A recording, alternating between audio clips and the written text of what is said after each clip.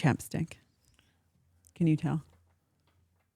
What if chapstick were made out of something that we have been lied to, and like it was like pig fat that we're rubbing on our I know lips? what's in my chapstick.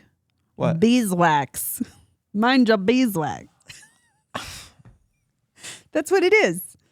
But like, it's from a honey farm in Spearfish. I know exactly what's in my chapstick. That they're telling you. There's probably pig guts in everything. Like, if we haven't learned anything from hot dogs, you can't eat anywhere and like be able to say that, oh yeah, it was totally just that. What if it's pig's lips and you're rubbing pig's lips? If it helps keep my lips not chapped, I'm game to talk about it. Right. I actually need something that keeps me from losing all my chapsticks. Yeah. Have you seen the most recent chapstick purchase I made? No. It is the size of a travel shampoo. It's the biggest chapstick you've ever seen. I won't lose it. I haven't lost it yet. Here's a fact about life. 2 facts. I can't wait. You'll never have leftovers when it comes to deviled eggs. You'll never finish a chapstick. What if you hate deviled eggs? Then another way to understand if someone's a communist. Oh my word. I don't like your rubric. It's actually a test. Anytime we have someone come over, we have deviled eggs out. It's a test. Are you a communist or do you value freedom? No, we don't. I bet there might be communists that like deviled eggs. Nope. Oh my word. Impossible. Non-compatible. So this is good because you're starting to make me mad, and that's what we're talking about. So what are we talking about today? We're talking about anger. Anger management. I actually put here, if you don't have anything nice to say, ... You're not supposed to say anything, but I don't think we do that now. I think it's not as fun. We flip the script in this stage of world history where it's, if you don't have anything nice to say, give that person a microphone. Would you say... You didn't laugh at my joke. It was Stop. Okay. Giggle. Thank you. Do you think most people are angry? Or no, I think most people are stressed or have unresolved issues, undealt with issues, and I think anger is a manifestation of the root. Now, we could talk about strongholds and stuff, which we actually might. I made so many notes that we could be here for days because anger is a whole thing, but. Okay. Do you want me to just? Yeah. Since I'm so mad at you now, I'll just dive right in. So October 11th, 2023, not all that long ago. CBS News did a poll. 84% of people think Americans are angrier than a generation before. These are Americans, I should also say, getting polled. But 84% of the people that they asked said that they think that Americans are angrier now than the previous generation. And the other 16% are serial killers.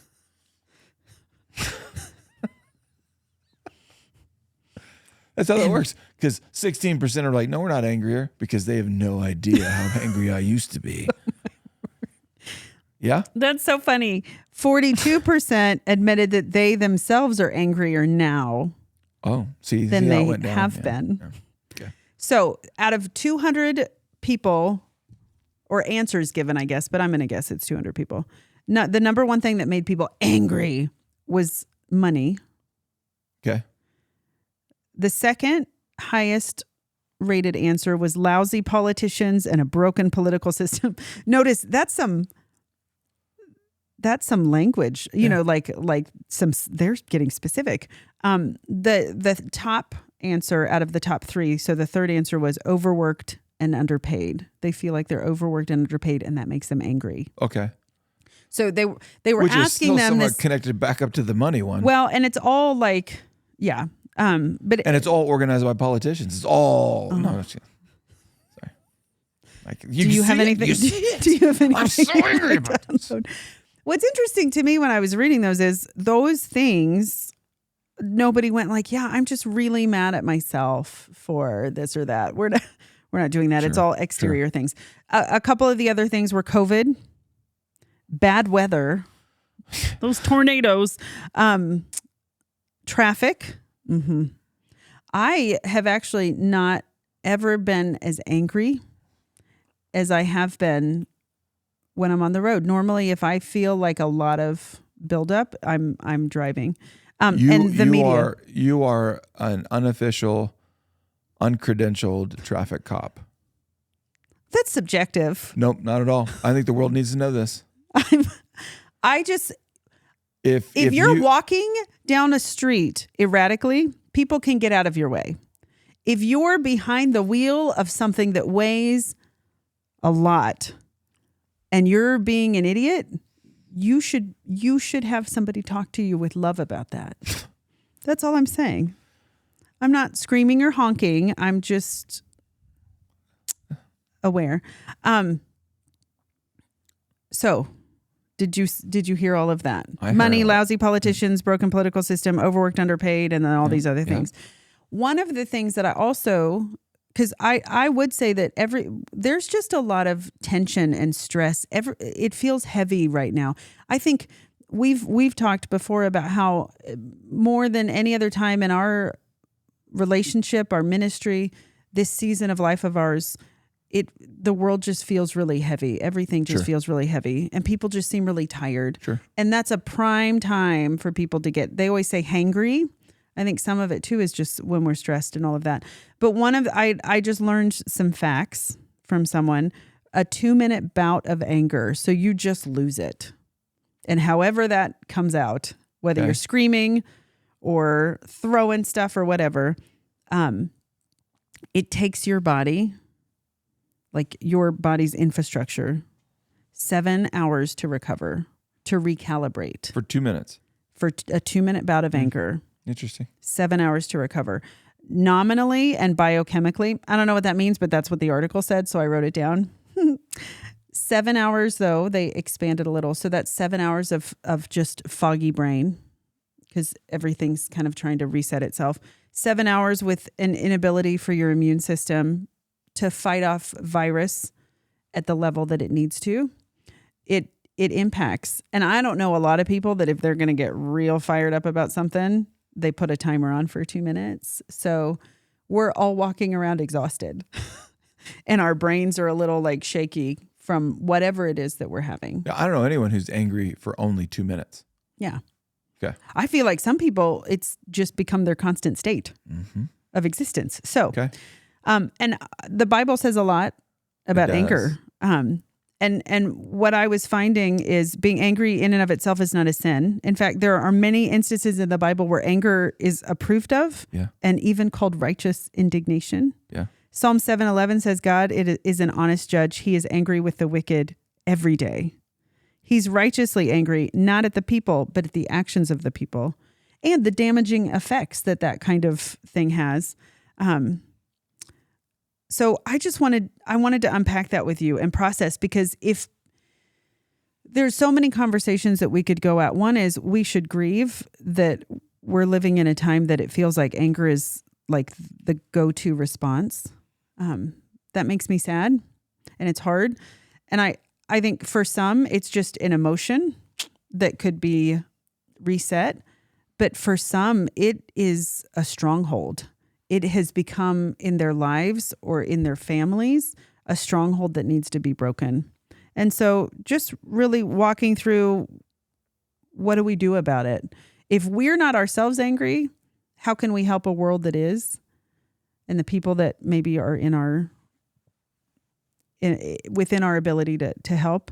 And if we are angry, then what do we do about it? So I think we regularly will judge ourselves, or maybe that's too strong. We'll have an emotion, and we will be like, I should stop feeling this way. I want to stop feeling this way. So with anger, it's important to note that it's okay to be angry. It's not okay to mismanage your anger.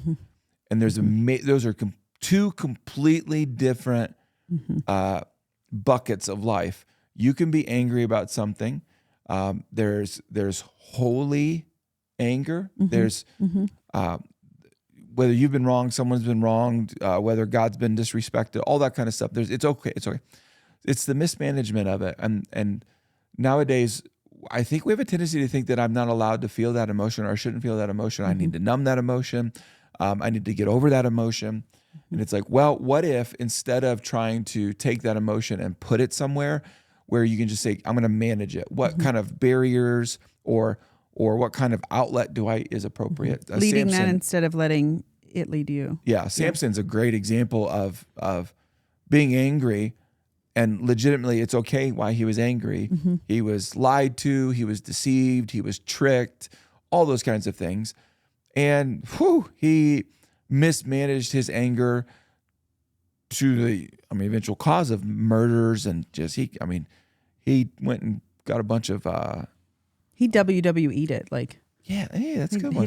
He just took it down. Yeah, he went and got a bunch of foxes and tied them up and got like torches lit to their tails and burnt fields, and you're talking about rage, like he may have been a different level. Yeah. So mismanagement of anger. So Scripture will show us over and over and over, it's okay to be angry. What are you going to do about that anger? That's the more mature approach. Yeah, I even made 7 ways to know when our anger is sinful, and we don't need to go through all of them. Let's go through But them. I was just looking through them because I do think it's something that tricks us into just then. So then we go, everything's okay, everything's fine, I'm not mad, while we're like clenching the steering wheel driving home, and we end up creating more problems. So I hope you're listening or watching this while you're angry. Now let's go through these 7 things as you're angry. Should I try to make you angry right now and then have you? I mean, you already did, and I'm already over it. So look at that. I would rather you just bring me some puppies or something and make me very happy. Okay. Number 1, when the reason for being angry is selfishly motivated. When the reason for... It's not like this righteous. Gotcha. That breaks God's Selfish heart. versus righteous. Yes. Impure versus James pure. 1:20, because human anger does not produce the righteousness that God desires. Number 2, when being angry is not glorifying God or defending his name. Ooh. So 1 Corinthians 10:31. So whether you eat or drink or whatever you do, do it all for the glory of God. So really, when it's maybe, well, like the Super Bowl happened a few weeks ago. Like people just get mad that their team didn't win, and their anger spills into all kinds of other ugly stuff. No, that's a good, like if you... Like what good does that do for anybody? Throwing something at the TV. Hey, I actually might have done that during the game. So I was just having fun. I forgive you. That's why I can't watch sports like that. Sure. I just get too riled up. But, okay, good. So if you're angry, are you glorifying God with how you respond? Is it about God glorifying? Is it about something that matters? I think. Is it about something that matters? If somebody is getting hurt, that is a reason to be angry. If it's just because your team lost, probably not a good reason to go nuts. My teams don't lose. Your team lost to my team the week before the Super Bowl for the 2nd year in a row. We chose to gift you a win 2 years in a row. That's so generous of you guys. That's amazing. Okay, number 3. When anger goes on for so long that it gives the devil a foothold in your heart. Ugh, so this is stronghold language too, though. We can talk about that another time. Ephesians 4:26-27. Do not let the sun go down while you are still angry, and do not give the devil a foothold. Goes on for so long. So long. I think these are tells too, though. I think a lot of times it is something that if 84% of people think that we're angrier now, then now might be a good time to talk to somebody. If you're feeling like you're just consistently living in a state of like emotional frustration or anger, where it goes to a different level, talk to somebody about that. Number 4, when anger is so volatile that it begins to bring emotional or physical harm to others. Psalm 37:8, stop being angry, turn from your rage, don't lose your temper, it only leads to harm. Again, it's the activation of the anger. It's what you're doing with it. 5, when anger causes us to hold grudges against people with the intent of making them suffer. Oh, golly. Like, it's like every classic teen movie where you want to see them fail or whatever. But we take that into adulthood. We don't need to get into this, but it is proven over and over that revenge does not satisfy what you your anger. It doesn't. Revenge doesn't actually do for you what your anger said it would do for you. Yeah, it ends up really ruining you and your heart. And that's why Scripture basically says vengeance is the Lord's work, not ours. I love that too, because boy, is he a way better judge of what needs to happen than I am. He can do some stuff. Ephesians 4:31 for that one. Get rid of all bitterness, rage, anger, harsh words, slander, as well as all types of evil behavior. Because if that's where you're living, then your life becomes about seeing others fail or hoping for or gossiping or whatever it is, which really just becomes something that ruins you. 6, when anger makes us unwilling to forgive and consumed with revenge. That's from a movie the kids watched. It's a classic. When people ask, how do I know if I'm bitter? It's if that person were to genuinely apologize, what is your response right now to that? And a lot of folks will have to wrestle with going, I don't know that I want them to apologize. I don't. And so that's when bitterness has actually set up shop. Yep. And we don't want that. Ephesians 4:32, instead be kind to each other, tenderhearted, forgiving one another, just as God through Christ has forgiven you. And then the last one, when we hold on so tightly to our anger that we begin to feel depressed and irritable, often erupting over small, insignificant things. That foothold. Hebrews 12:15, look after each other so that none of you fails to receive the grace of God. Watch out that no poisonous root of bitterness grows up to trouble you, corrupting many. Because we know if I let that anger take root, I'm raising children. I have friends and family around me, and if that's what's rooted in me, then that's what I'm going to give. And then the likelihood of my children struggling with that same stronghold, goes up, and that's not what I want to do. So in talking about this, we talk about how everything is discipleship. Everything is an opportunity for us to be led closer to the Lord or for us to help lead somebody closer to the Lord. So I think this posture of how I respond, not getting overwhelmed with the emotion I'm feeling, but taking time to unpack it and figure out why am I feeling this and what do I need to do about it? Yeah. So getting off the fence in our own lives, because you can't deny the 84%. So what do we do about it? How do we get off the fence about either ourselves or helping others? I made a list, but I'd love to hear any of your wisdom from that. What do you mean you made a list? You want my wisdom from? From just the whole topic of anger. And then I made another list. I just don't want to keep going. I love lists. I don't want to keep going through my list though. But yeah, as followers of Jesus, as people who are living in a world that says it's 84% of the people in it say that they're angrier now, or that the world is angrier now than it was a generation ago, 20 years ago. What does that mean? What does that look like? What do we do?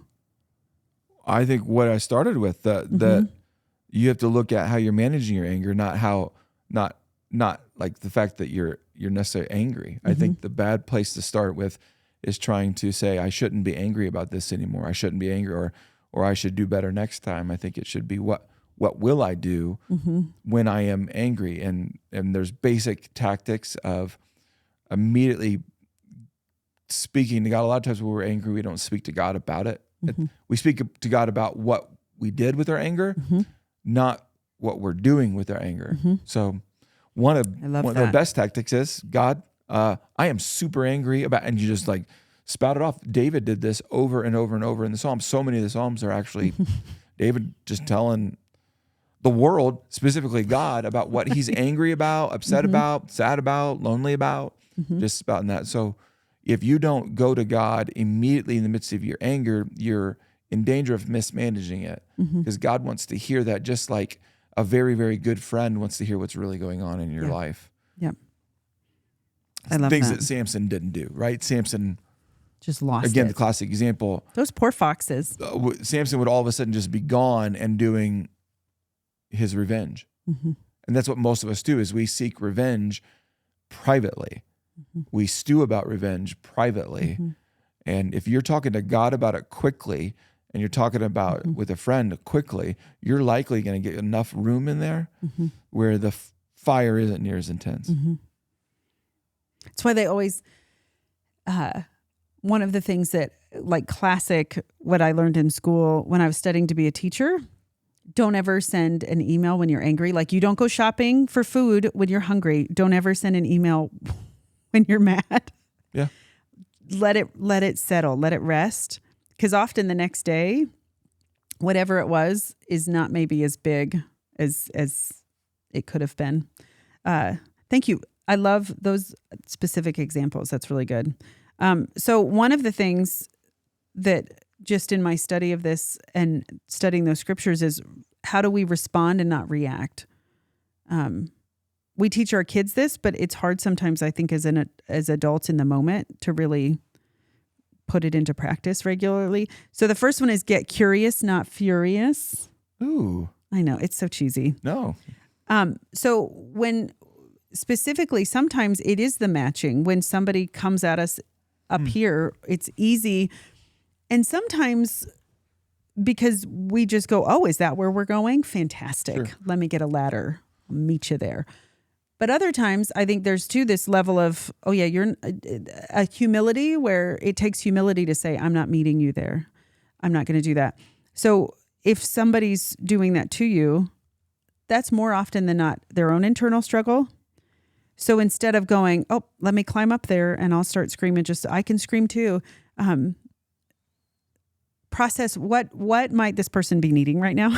Because if somebody's acting that way, whether they know it or not, there's a deficit. So bring it to a level where you can have a conversation, bring peace and a willingness to untangle the feelings and find a solution. We do this all the time with our kids. We're constantly seeking to understand where they're coming from, because if Bo starts getting really whiny or sassy or whatever, or like throwing stuff or not showing kindness, that's a tell for us. We know he's tired. Sure. This kid needs a nap, even if it's, 10 a.m. But giving other humans, adults even, not just kids, that same care and intentionality of going, well, some people are just mad all the time. But if that's not normal for them, like one of my favorite questions to ask when somebody just spits out bad stuff is, what's going on? Are you okay? Because this doesn't sound like you. What's going on? Start getting some of that unspoken stuff out. Number 2 is watch the little things. And I put in parentheses, let go of your road rage. Was that more of like a personal note that you gave yourself? Again, well, because I have road rage.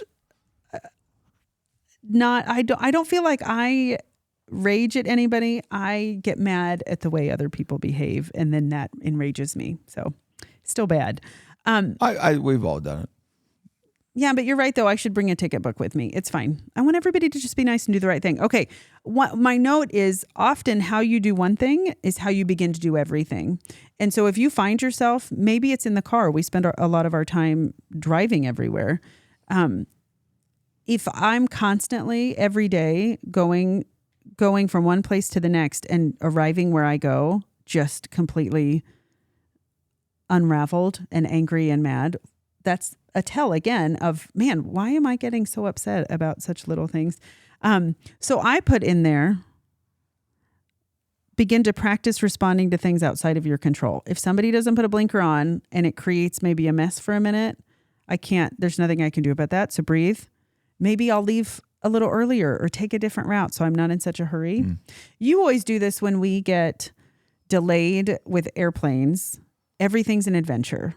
It was unplanned, but it's going to be an adventure. And in my mind, I want to call the president of the airline and go, listen, friend, we have 4 kids and we want to get home. Don't make us sit in an airport for 10 hours. It's an adventure. Start shifting your perspective, right? Well, when you're breaking a cycle, one of the ways to break yourself out of this, like I am circling around this, is just think about, I don't want to make a bad situation worse. So is what I'm going to say or what I'm going to do is that going to maybe not even just not solve the problem, but I'm actually going to make it worse. Yeah. So sometimes you're like, I'm not going to go right now to that because all this will do is make me get some things out, and everything's even now more broken, more frustrated. Yeah. The third thing I put to be someone who responds and doesn't react is be the watcher of your thoughts and actions. Be the gatekeeper, not just for everybody else, but for yourself. Be as interested in your reactions as the situation or person causing you to react. And where's it coming from? Yeah. In the mirror, don't forget. Yeah, what's in the mirror. Ego, hurt, wisdom, selfishness. Is it coming from a place of love? What are you doing? And then be a thermostat, not a thermometer. You've said this for years on our staff team, but thermostats set the temperature, thermometers take it. So focus on setting your emotions to 72 degrees and sunny. Remind yourself that you're a thermostat. Set those emotions instead of taking those cues from others. It's good. So those are some of the things, just because too many times we've seen undealt with anger become strongholds that become just really hard to get out of. And you end up becoming a person that you don't even know maybe that you are, or that you didn't want to be. And the Bible says a lot about it. And so I just hope for people that they can really spend time processing that. And if it's not something that they struggle with, how can we help the people in our lives that are struggling with it? So what's your top pet peeves? You're going to make me angry at the end? Kind of in the mood. Of this time together? What makes you really angry? I don't love it when people are reckless or cruel. That's pretty general. Nope. When they're driving, when they're sassy to people, we've been traveling, and what is an example of someone being reckless or cruel? When you are driving and turning left, and there's multiple lanes turning left, and you dig your way into the lane that you're not supposed to be in. Can we talk about this? Because we have a problem in this world of people, when they turn, they switch lanes. Yeah, stop doing that. Okay. Unless there are literally no lines painted, or you are not able to see. I see how angry this makes you. Become momentarily. Again, you're just in anything with vehicles that is not wise frustrates me, because it's such a big machine that can do so much damage. Sure. The other thing, so like flying and stuff, flights get canceled. Stuff happens. When people scream at people who work at airlines who have nothing to do with it, but just that kind of posture, or the person that's helping you get your groceries scanned, and I don't stop yelling at people. Stop being mean to people who are serving you and being kind, and even if they're not. But I don't like that. Okay. Somebody being mean to a child, talk to them. Sure. With force. But like, your flight got canceled. Sally at the counter did not cancel your flight. Stop yelling at her. Those are my pet peeves. What about you? I don't really have pet peeves. I just grace and mercy to everyone. Just, fantastic. Why can't we all just get along? Fantastic. I'm happy that that's the posture that you've taken today. I think people who don't use turn signals should be deported. Wow. What? To Russia. Unport. Okay. This has been a great time talking. Is that angry? We're going to get flagged by so many things on the website. I feel like I just not those aren't pet peeves. That's like internal rage coming. I feel like I have an issue and I've come up with a solution rather than like run them off the road. I just think they should be quickly arrested. I pray for them. Go through the processing, deportation, send them to Russia, and let them work in Siberia. Friends, we're so glad that you joined us today. Yeah. If you have anger problems, yeah. Until next time, watch your anger. Work on it. All right. We love you guys. Bye.